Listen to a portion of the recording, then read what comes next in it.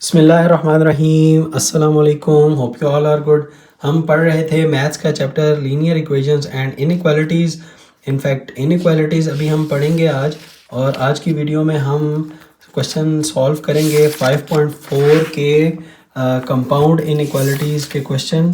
और compound inequalities से अगर कोई समझना चाहते हैं कि कंपाउंड इनइक्वालिटीज़ होती क्या हैं, तो वो इससे प्रीवियस वीडियो के स्टार्ट में देख लें। उसमें मैंने काफ़ी डिटेल में कंपाउंड इनइक्वालिटी को एक्सप्लेन किया है। पर यहाँ पे कंपाउंड इनइक्वालिटी को स्टार्ट करने इससे पहले छोटा सा मैं ओवरव्यू दे देता हूँ उन बच्चों के लिए जो कंपाउंड इनइक्वालिटी को देखना चाहते हैं। अच्छा, कंपाउंड इनइक्वालिटीज़ को आप बेसिकली समझ लें, लिखते हैं ज्वाइन करके लिखते हैं एंड और के साथ। ठीक है, कंपाउंड इनइक्वालिटीज़ वो होती हैं जिनको आप ज्वाइन करके लिखते हैं एंड और के साथ, यानी दो इनइक्वालिटीज़ होंगी, एक ये और एक ये। एंड वालों को आप इंटरसेक्शन के तौर पर लिख सकते हैं, यानी इकट्ठा करके भी लिख सकते हैं, यानी एक इस तरह, यानी उनके सॉल्यूशंस को सॉल्व आपने सेपरेटली करना है, उनके सॉल्यूशंस को इकट्ठा लिख सकते हैं। जबकि जो और वाली इनइक्वालिटीज़ होंगी ना, जो और के साथ ज्वाइंट होंगी, ठीक है, उनको आपने सेपरेटली सॉल्व करना है और आप उसको एक के तौर पर नहीं लिख सकते, यानी और के साथ आएगा। ये देखें, ये और के साथ आया हुआ है, उसकी वजह मैंने आपको बताई थी। यहाँ पे भी आप देख लें, इसके सोल्यूशन देखें तो ये है ग्रेटर देन 2 और ये है लेस देन 1। तो अगर आप 2 को देखें तो 2 से ग्रेटर और 1 से लेस, तो आप इसको इकट्ठा नहीं कर सकते। इकट्ठा तब कर सकते हैं जब वो एक ही कॉमन इंटरसेक्शन उनका कोई रीजन आ रहा हो। फॉर एग्जाम्पल यहाँ पे है ग्रेटर देन 4 और लेस देन और इक्वल टू 6, तो यानी ग्रेटर देन 4 और लेस देन 6। अब ये देखें, दोनों एक दूसरे को इंटरसेक्ट करेंगे, तो इसलिए आप इसको एक ही के तौर पर ये देखें लिख लिया हमने। ये थी बेसिकली कंपाउंड इनइक्वालिटी की बेस। चलिए अब हम इसके क्विकली क्वेश्चन सॉल्व करते हैं। 6, 7, 8, 9, 10, 11, 12, 13 और हम प्रैक्टिस करते हैं। क्वेश्चन नंबर 6 मेरे पास कंपाउंड इनइक्वालिटी का। उसने कहा है जी, आपके पास दो इनइक्वालिटीज़ हैं जो कि ज्वाइंट है आपस में और के साथ। यहाँ पे इस क्वेश्चन में एंड के साथ ज्वाइंट है, तो इसका मतलब ये कंपाउंड इनइक्वालिटीज़ हुई। 5 - 3x इज़ लेस देन 11 और 2x + 3 इज़ लेस देन -9। मैं क्वेश्चन लिख लूँ, फिर इसको सॉल्व करते हैं। और होप कि आपको समझ आ गया होगा कि इसको सॉल्व कैसे करना है। इसको सेपरेटली सॉल्व करना है, चाहे एंड के साथ ज्वाइंट हो या और के साथ ज्वाइंट हो। पहला क्वेश्चन और के साथ वाला है, 2x + 3 is less then -9, 5 - 3x is less then 11। ये और के साथ है, और के साथ हो या एंड के साथ हो, आपने उसको सॉल्व सेपरेटली ही करना है। इन दोनों को चलें सॉल्व करें सेपरेटली अपने अपने तौर पर। तो ये हो जाएगा आपके पास 5 - 3x इज़ लेस देन 11। 5 वहाँ ले जाएं तो ये -3x इज़ लेस देन होगा 11 - 5। तो -3x is less then 11 - 5 is 11 - 5 is 6। ठीक है, 6 आ जाएगा। और जब -3 के साथ मैं इसको डिवाइड करूँगा तो ऑब्वियसली इसका साइन फ्लिप हो जाएगा, तो ये हो जाएगा x इज़ ग्रेटर देन, ये मैं आपको सिखा चुका हूँ, 6 / -3। साइन इसी स्टेप में आपने चेंज करना है जिस स्टेप में आप माइनस से डिवाइड करेंगे। तो आपके पास आंसर आ जाएगा x इज़ ग्रेटर देन -2। ठीक है, अब इस वाली को सॉल्व करें। यह आ जाएगा 2x + 3 is less then -9। Question repeat. अब 2x इज़ लेस देन -9 - 3 हो जाएगा तो 12 हो जाएगा। 2x इज़ लेस देन -12, जबकि x हो जाएगा इज़ लेस देन 2 के साथ जब डिवाइड करेंगे, -12 के साथ 2 को डिवाइड करेंगे तो आपके पास आंसर आ जाएगा -6। तो एक आ रहा है x इज़ लेस देन -6 और एक है x इज़ ग्रेटर देन -2। तो जब आप इन दोनों को एक सोल्यूशन सेट के अंदर लिखना चाहेंगे तो आप लिखेंगे x such that x belongs to, ये आप देखिए। अच्छा, x such that x belongs to real numbers, ये आपने याद रखना है कि इस तरह की इन इक्वेशन को उसने बता भी दिया था कि ये बिलोंग कर रही हैं जी रियल नंबर्स को। ठीक है, ठीक है, 6 से लेकर 10 तक उसने बता दिए, सब रियल नंबर्स को बिलोंग कर रही हैं एंड ये बिलोंग्स टू रियल नंबर्स। और अब आप इसको लिखेंगे x इज़ ग्रेटर देन -2। ठीक है, और लिखेंगे बीच में and x is less then -6। तो ये इस तरह से आपका एक सोल्यूशन बनेगा। ये तरीका है कंपाउंड इनइक्वालिटी को सॉल्व करने का कि दोनों को अलग अलग लिखें, दोनों के सोल्यूशन जब आप आ जाएं तो उनको एक सेट बिल्डर नोटेशन के अंदर आपने लिखना है। ये था और को सॉल्व करने का तरीका। अब हम एंड वाली इक्वेशन जो थी जगह है हमारे पास, हम कर सकते हैं क्वेश्चन नंबर 7, और वो है मेरे पास सोल्यूशन लिख के डायरेक्ट करता हूँ। 2x plus 3 is less than और इक्वल टू के साथ है जी ये 9, और ये एंड है x minus 5 is greater than -6। ठीक है, ये क्वेश्चन नंबर था मेरे पास 7, x minus 5 is greater than -6। अब इसको जब आप सॉल्व करेंगे, अच्छा ये भी देख लें कि एंड के साथ है लेकिन इसमें सिर्फ लेस देन और इक्वल टू दोनों, और इसमें सिर्फ ग्रेटर देन है। ठीक है, अच्छा अब आप इसको ज़रा सॉल्व करें तो ये आपके पास देगा 2x, 3 यहाँ जाके सब्ट्रैक्ट हो जाएगा, 9 माइनस 3 इज़ 6, और x का यहाँ से आपके पास आंसर आ जाएगा लेस देन और इक्वल टू 2। जब 6 के साथ डिवाइड होगा तो मेरे पास आंसर आ जाएगा 3। तो x इज़ लेस देन 3 मेरे पास आंसर आ जाएगा इस एक इनइक्वालिटी का। ठीक है, तो अब जब मैं दूसरी वाली को सॉल्व करूँगा तो मेरे पास आंसर आएगा, ये तो बहुत ज़्यादा इजी है, तो x is greater than -6 plus 5 -1 answer. तो ये मेरे पास आ गया है x इज़ ग्रेटर देन -1।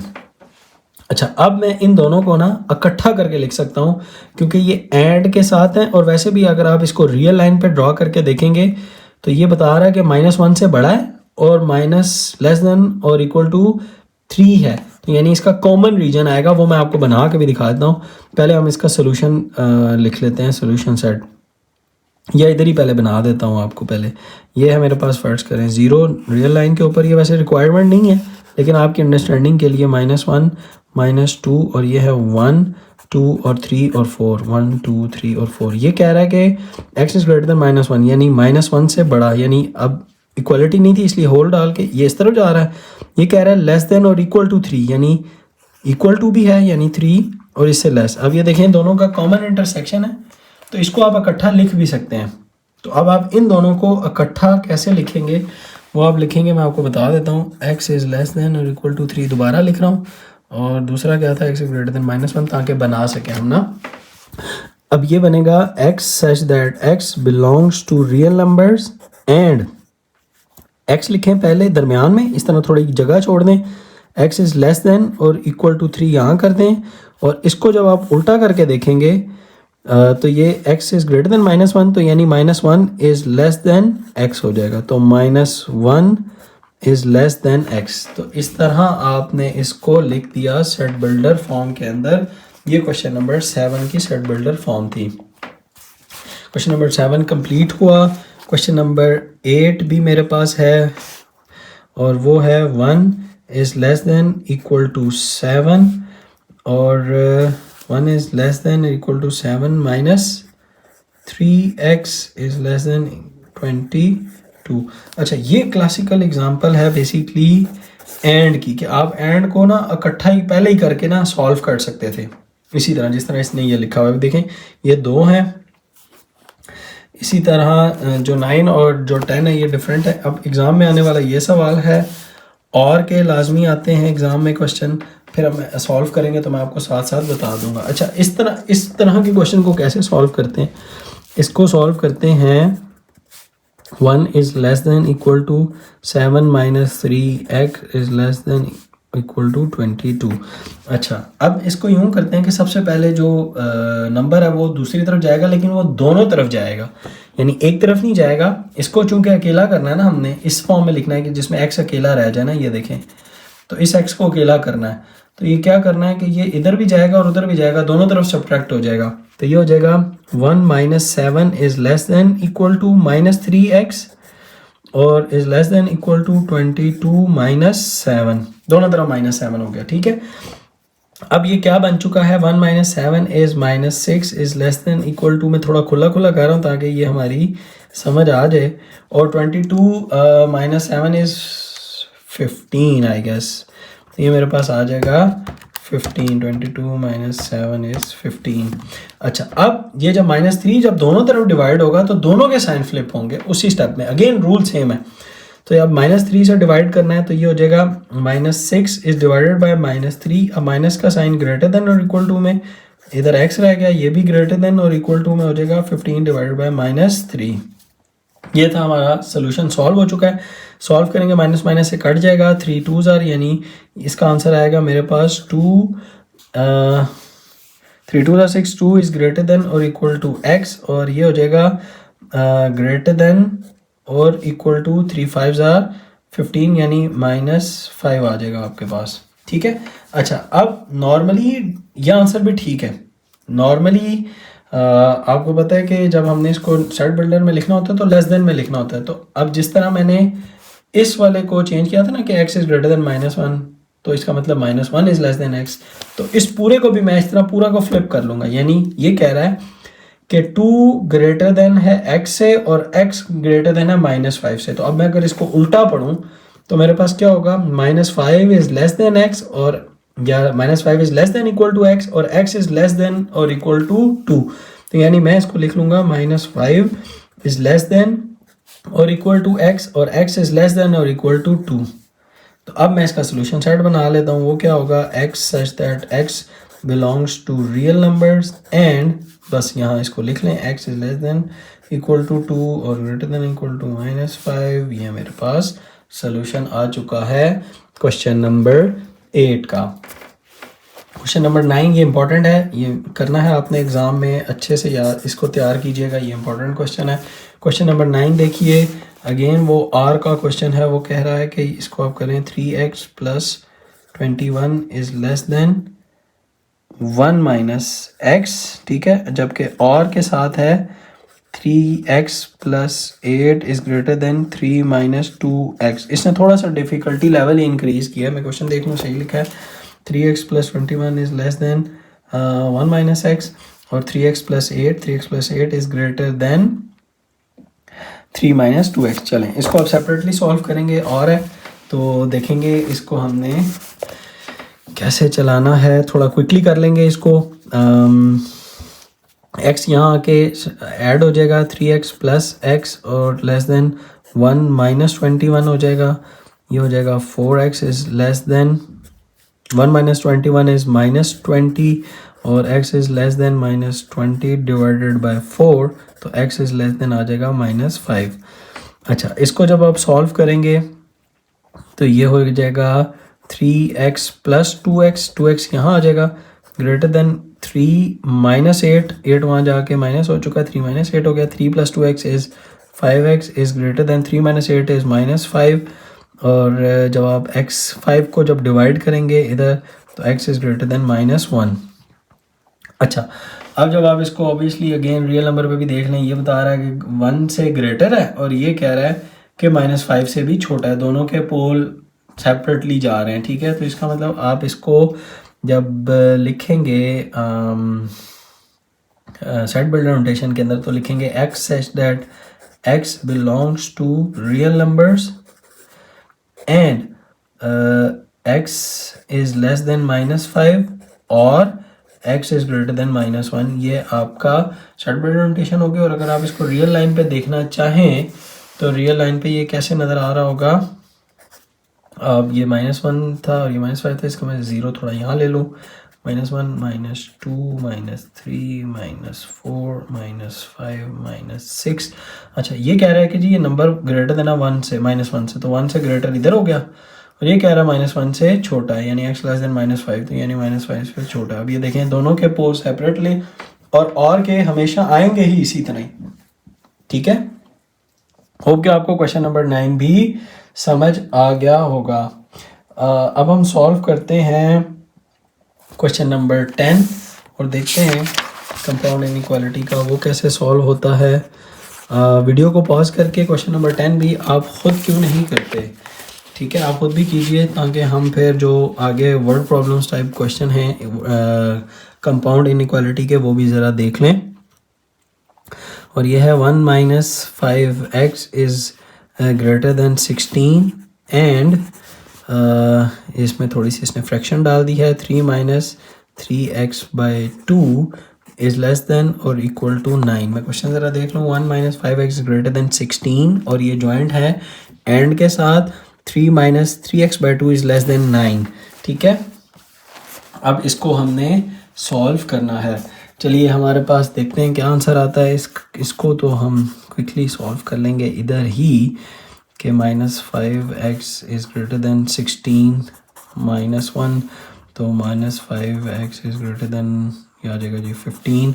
जब मैं इसको x -5 से डिवाइड करूँगा तो इसका साइन चेंज हो जाएगा, तो ये हो जाएगा x is less then 15 divide by -5, तो हो जाएगा x इज़ लेस देन -3। तो मेरे पास एक का तो आ जाएगा x इज़ लेस देन -3, और जब इसको सॉल्व करूँगा तो ऑब्वियसली इसके लिए मुझे पहले इसके एलसीएम लेने पड़ेंगे। तो एलसीएम मेरे पास आ जाएगा जी, मैं क्वेश्चन ज़रा रिपीट कर लूँ। अच्छा, इसका एलसीएम आएगा मेरे पास 2 और यहाँ पे मैं करूँगा 1, और मैंने आपको सिखाया था कि इसको इस नंबर के साथ डिवाइड करते हैं, आंसर आएगा 2। 1 2s are 2, यानी 2 को 3 से मल्टीप्लाई करेंगे तो 6 माइनस इसको इसके साथ डिवाइड करेंगे, आंसर आएगा 1, और 1 जब ऊपर से मल्टीप्लाई होगा तो -3x हो जाएगा। तो 6 - 3x और डिवाइड बाई 2 लाइन। अब ये जब इससे मल्टीप्लाई होगा ऊपर जाके तो ये हो जाएगा 6 - 3x is less then 9 2s are 18 हो गया। अच्छा, अब आप इस नंबर को इधर ही रखें, ये दूसरी तरफ ले जाएं तो ये हो जाएगा -3x इज़ लेस देन 18 - 6, तो यानी -3x is less then 12। 18 - 6 is 12। अब यहाँ पे भी जब मेरे पास ये डिवाइड होगा -3 के साथ तो इसका साइन चेंज हो जाएगा, लेस देन है और लेस देन के साथ ये इक्वल टू भी था। यस, ये भी डालें आप, ठीक है। तो इसका साइन चेंज हो जाएगा, x इज़ ग्रेटर देन और इक्वल टू 12 बाय -3 हो जाएगा, तो x इज़ ग्रेटर देन और इक्वल टू आ जाएगा -4। ठीक है, एक आंसर आ जाएगा मेरे पास ग्रेटर देन -4। इसको जब आप सेट बिल्डर उसमें लिखना चाहें, सेट बिल्डर नोटेशन में, तो आप लिखेंगे x such that x belongs to real numbers and x जो है वो लेस देन है -3 से, जबकि एंड अच्छा आप इनको ना अब इकट्ठा भी करके लिख सकते हैं, वो मैंने लिखी नहीं जल्दी में, तो वो हम लिख लेते हैं। पहले x इज़ लेस देन, ये है x इज़ लेस देन -3, यानी इसको जब मैं उल्टा करके लिखूंगा तो ये हो जाएगा -3 इज़ लेस देन x, और ये है x इज़ ग्रेटर देन और इक्वल टू 12 बाय -3। अच्छा, अब ये देखें कि ये था x इज़ ग्रेटर देन -4, यानी इसको अगर मैं चेंज करूँ तो ये हो जाएगा -4, क्योंकि मैंने अब इसको इकट्ठा लिखना है, तो -4 इज़ लेस देन और इक्वल टू x। ठीक है, अब ये चूँकि छोटा नंबर है ना इसलिए, और ये वाला नंबर बड़ा है क्योंकि -4 छोटा है और -3 बड़ा है, तो इसको मैं फिर ये वाला यूज़ करूँगा, इधर से मैं ये वाली यूज़ करूँगा, तो ये मेरे पास क्या बनेगी, x सच दैट x, ठीक है, belongs to real numbers and -4 is less than equal to x, और x is greater than, x is less than, दोनों को यानी लेस देन में यूज करना होता है, x इज लेस देन -3। ठीक है, ये याद रखें। यानी कि इन शॉर्ट ये है इसका कि दोनों को लेस देन वाली इक्वेशन में लिखना होता है, क्योंकि कन्वेंशन ही यही है ना, लेस देन वाली में लिखना है। ठीक है, तो x इज लेस देन, इसको थोड़ा सा काट दें, x इज लेस देन -3 और -4 इज लेस देन x। अब आप इसको अगर रियल नंबर लाइन पे भी ड्रॉ करके देखें ना, तो ये आपको सेम ही दे रहा होगा, यानी ये होगा 0 -1 -2 -3 -4 -5। तो क्या होगा इसका मतलब, इसका मतलब ये है कि x इज जो है वो लेस है या x इज ग्रेटर देन है, x इज लेस देन है -3 से, यानी -3 से छोटा है इधर, यानी ये इधर आ रहा है, और x जो है वो बड़ा है -4 से, यानी -4 शामिल करके इस तरफ जा रहा है। तो ये देखें, ये दोनों का कॉमन इंटरसेक्टिंग पॉइंट था। ठीक है, क्वेश्चन नंबर 10 इज इम्पोर्टेंट। ये वाला जहाँ पे ऑब्वियसली एक क्वेश्चन करने वाला अगर गलती कर रहा होता है तो आप लोगों के लिए भी एक लर्निंग होती है कि आपने भी ये वाली मिस्टेक नहीं करनी। एग्ज़ाम में बिल्कुल लेस देन वालों को चेंज करके इसको करना है। और आपकी प्रैक्टिस के लिए, समझ के लिए मैं इसीलिए हर दफ़ा नंबर लाइन ड्रॉ कर देता हूँ कि आपका कॉन्सेप्ट बन जाए, क्योंकि एंड वाला हमेशा इंटरसेक्शन के साथ ही आता है। अच्छा, ये थे हमारे पास बेसिकली क्वेश्चंस। अब वर्ड प्रॉब्लम्स है हमारे पास 3, 11, 12 एंड 13, और इसको सॉल्व करते हैं। पहले पढ़ते हैं कि क्वेश्चन नंबर 11 में उसने हमें क्या कहा है और फिर हम उसको सॉल्व करते हैं। The sum of 5 times a number x and 10, ठीक है, and 10 is less than -35 or greater than -5, what real numbers does x represents? अच्छा, क्या कह रहा है? द सम ऑफ, सम करना है किसको? 5 टाइम्स अ नंबर, यानी एक नंबर को जो कि 5 टाइम्स हमने ले लिया। फॉर एग्जांपल मैं नंबर ले लेता हूँ x को, तो यानी 5 टाइम्स अ नंबर यानी 5x, और उसका सम करना है 10 के साथ, यानी 5x प्लस 10, यानी the sum of 5 times a number and 10। Sum लेना था 5 टाइम्स अ नंबर एंड 10 का, यानी 5x प्लस 10, जो कि है इज लेस देन -35, और यानी ये जॉइंट है और के साथ ग्रेटर देन है -5, यानी कि मैं इसको अगर लिखूं तो ये होगा द सम ऑफ, यानी sum of 5 times a number and 10, दो नंबर्स का सम, जो कि है इज लेस देन है एक दफ़ा -35 के साथ, और है सेम नंबर, यानी 5x plus 10 is greater then है जी -5, यही उसने बोला हुआ है। एक दफ़ा लेस देन -35 और करके, यानी ये भी ऑब्वियसली कंपाउंड इनइक्वालिटीज़ ही हैं, उसका क्वेश्चन है, और ग्रेटर देन है -5, ग्रेटर देन है -5। होप कि आपको ये समझ आ गया होगा कि ये इक्वेशन कैसे बनाई है। फिर बताता हूँ, the sum of 5 times a number and 10 is less than -35, and again इसको दोबारा पढ़ें, the sum of 5 times a number and 10 is greater than -5। अब कह रहा है what real numbers does x represent, यानी दो इक्वेशंस आ चुकी हैं। अब इसको आप सॉल्व कर लें, बिल्कुल जिस तरह हम और वाली इक्वेशंस को सॉल्व कर रहे थे। तो कैसे करेंगे इसको? 10 वहाँ ले जाके सब्ट्रैक्ट कर दें तो ये हो जाएगा 5x इज़ लेस देन 10, वहाँ जाके सब्ट्रैक्ट होगा ऑब्वियसली, और -35 -10 इज़ -45 आ चुका है। x इज़ लेस देन -45/5 -9 आ जाएगा। एक मेरे पास आ जाएगा x इज़ लेस देन -9। दूसरे को सॉल्व करेंगे तो ये आपके पास आएगा 5x -5, वहाँ जाके -10 यानी -15 हो जाएगा। तो इसका आपके पास आ जाएगा, फिर जब x 5 डिवाइड करेंगे तो x इज़ ग्रेटर देन -3 आ जाएगा, ठीक है। -15/5 इज़ -3। अब ये दो अगेन सेपरेटली ज्वाइंट बाय और है, इसका मतलब ये आपस में इंटरसेक्ट नहीं करेंगे, और डेफिनेटली नहीं करते, मैं भी दिखा भी देता हूँ। तो इसका सोल्यूशन सेट मेरे पास कैसे होगा? सोल्यूशन सेट आप इसका लिखेंगे, यानी x such that x belongs to real numbers and x is less than -9 और x is greater than -3। ये मेरे पास है इसका लिखने का तरीका। अब ये ना भी लिखें तब भी ठीक है, सिंपल ये लिख दें तो ये इसका रिप्रेजेंट हमने कर दिया है, ठीक है।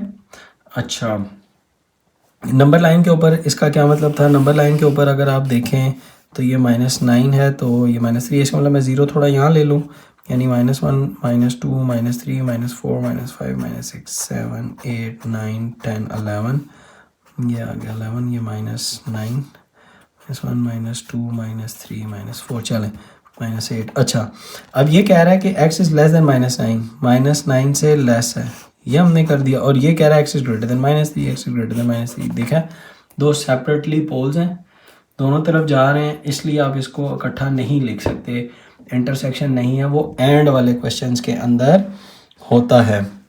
ये था हमारा क्वेश्चन नंबर 11। अब स्टार्ट करते हैं हम क्वेश्चन नंबर 12।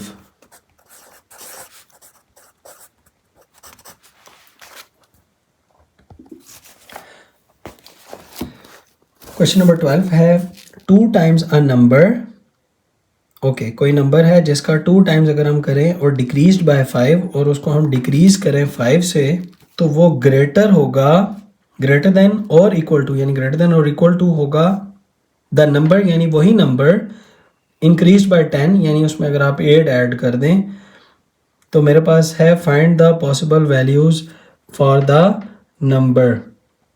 अच्छा इसमें मेरे पास यानी एक ही इक्वेशन है और उस एक ही इक्वेशन को हमने सॉल्व करना है, दो इक्वेशंस नहीं है। तो लेकिन इक्वेशन थोड़ी सी इसने ट्रिकी बनाई है, हम वो देख लेते हैं।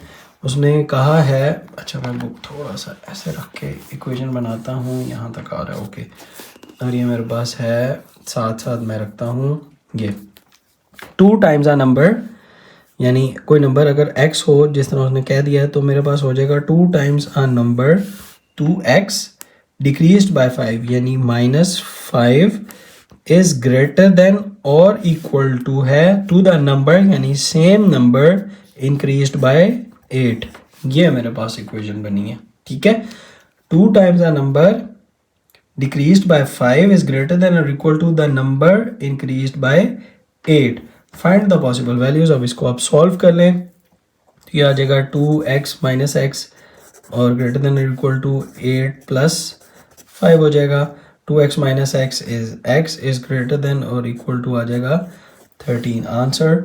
और इसका जब आप देखेंगे सोल्यूशन सेट में और या इसकी सेट बिल्डर फॉर्म में तो ये आएगा मेरे पास x such that x belongs to, आप इसको लिखेंगे ऑब्वियसली रियल नंबर्स और and x is greater than और इक्वल टू आ जाएगा 13। ये मेरे पास था क्वेश्चन नंबर 12 का आंसर। ये दोनों शॉर्ट क्वेश्चन के लिहाज से इम्पॉर्टेंट हैं, 11B और 12B। अच्छा अब हमारे पास है क्वेश्चन नंबर 13, ठीक है।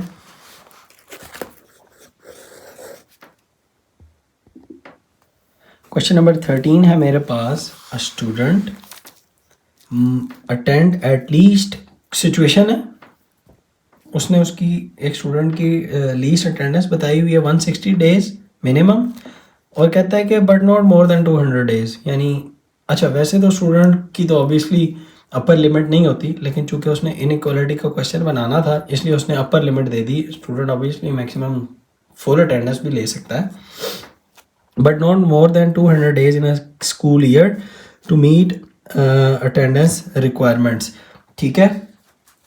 अच्छा अब एट लीस्ट का मतलब ये होता है कि कम से कम बट नॉट मोर देन 200। अच्छा अब इसमें कम से कम 160 का मतलब ये है कि इक्वल टू भी आएगा, यानी लेस देन और इक्वल टू, यानी हमेशा उसकी जो स्टूडेंट की अटेंडेंस है वो 160 डेज से बड़ी होनी चाहिए, यानी डेज इज ग्रेटर देन और इक्वल टू 160, यानी 160 से ज़्यादा अटेंडेंस हो, और लेस देन और इक्वल टू 200, ठीक है।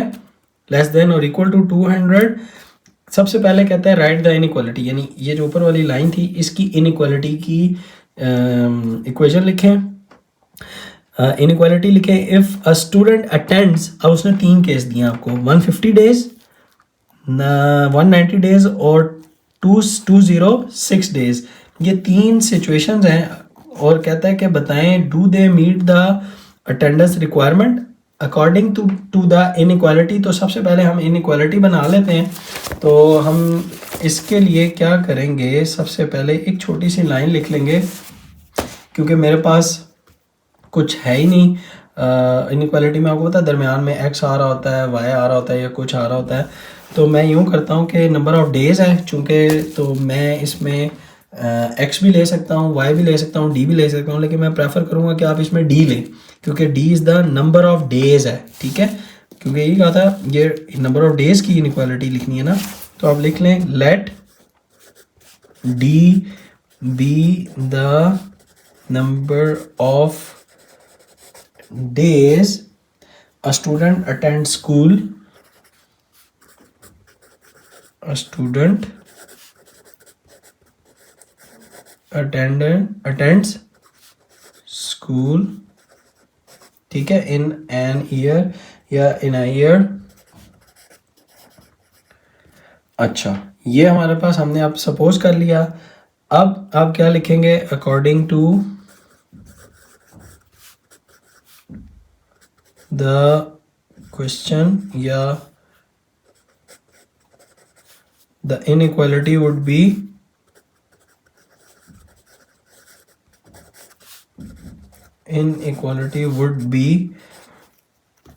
D is less than or equal to 200. ठीक है, inequality would be D is less than equal to 200 और D जो है वो greater than or equal to 160.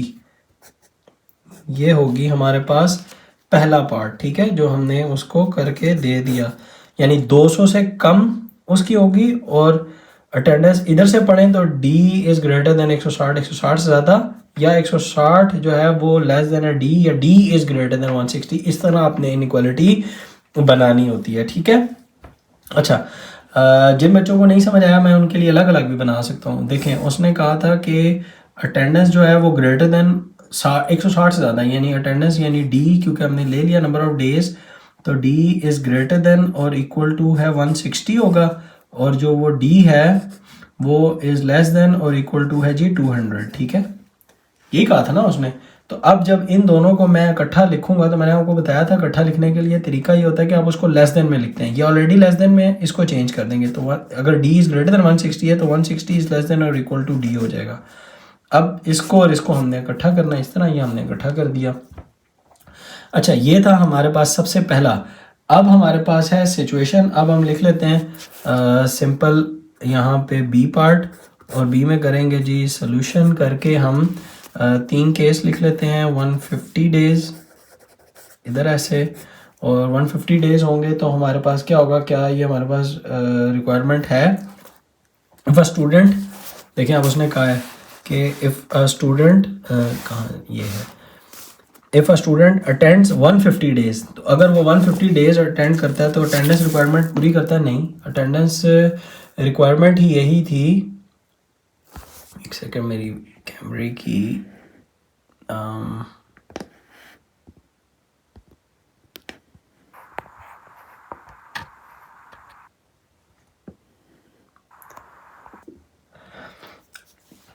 Excuse me, video बनाते हुए थोड़ी सी मोबाइल की ख़त्म हो गई थी तो मैं चार्जिंग उसकी लगा रहा था. अच्छा, एनीवेज, सोल्यूशन 150 डेज अगर कहता है तो हमने बताना है कि क्या वो अटेंडेंस रिक्वायरमेंट उसने पूरी की, नहीं पूरी की, क्योंकि अटेंडेंस रिक्वायरमेंट उसने बताई हुई कि 160 से ज़्यादा होगी तो होगी. तो आप कहेंगे, आप इसमें लिख लें कि ये 150 जो है वो ऑब्वियसली लेस है उसकी मिनिमम रिक्वायरमेंट से. 150 इज़ लेस देन 150, यानी 150 उसकी मिनिमम से भी कम है ना. तो 150 जो उसके डेज थे वो उसकी मिनिमम से भी कम है. सो जो स्टूडेंट है, ए स्टूडेंट, या जो जिसने 150 डेज अटेंड किए थे, वो does not meet the requirement, वो स्टूडेंट मीट नहीं करता. So this student does not meet the attendance requirement, does not meet the attendance requirement. ठीक है. अब एक और बच्चा था जिसने अटेंड किए थे 190 डेज. ठीक है. अब ऑब्वियसली अब आप इसको अगर देखें तो ये 160 से बड़ी होनी चाहिए थी और 200 से नीचे होनी चाहिए थी. तो आप इसके बारे में कहेंगे कि यस, 190 जो है, 190 डेज जो है इसके स्टूडेंट के, वो लाई करते हैं, lies in between the inequality. ठीक है, वो लाई करती है इन इक्वालिटी के दरमियान. सो this student meets the attendance requirement. ठीक है, या आप इसको दूसरी तरह भी लिख सकते थे कि यानी 160 is less than equal to 190 और इज़ लेस देन और इक्वल टू होगा 200. ऑब्वियसली ये देखें इसके दरमियान में लाया कर रहा है ना. सो दिस स्टूडेंट मीट्स द, लिख सकते हैं आप, सो दिस मीट्स द, या this student meets the attendance requirement, वो आप इसके साथ लिख लें. ओके, थर्ड स्टूडेंट है मेरे पास जिसकी अटेंडेंस बताई गई है 206 days.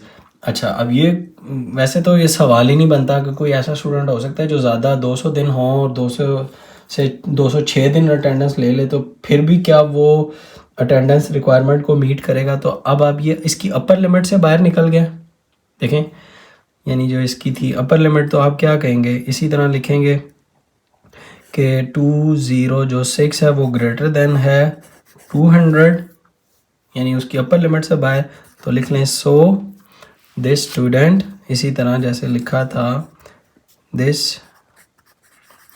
Student does not meet